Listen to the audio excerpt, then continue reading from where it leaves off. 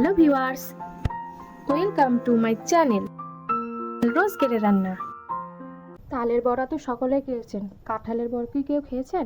আজ আমি কাঁঠালের বড়া করেছি। চলুন এই কাঁঠালের বড়া কিভাবে তৈরি করেছি আজ সেটাই দেখাবো।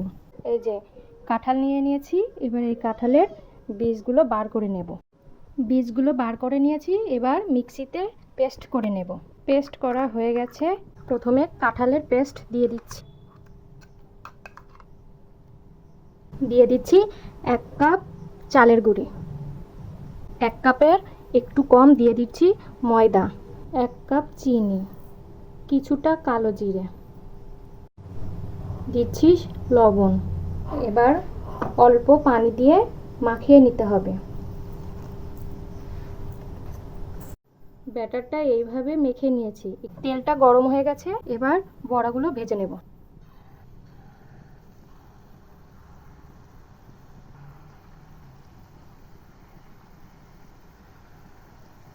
এবার উল্টে দিচ্ছি।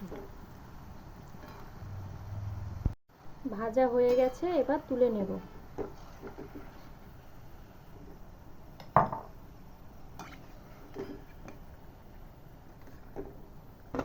একইভাবে এগুলো ভেজে নেব।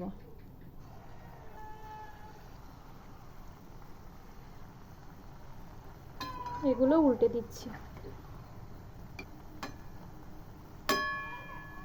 এগুলো ভাজা হয়ে গেছে, এবার তুলে নিচ্ছি। তালের বড়া তো সকলে খেয়েছেন, কাঁঠালের বড়া কি কেউ খেয়েছেন?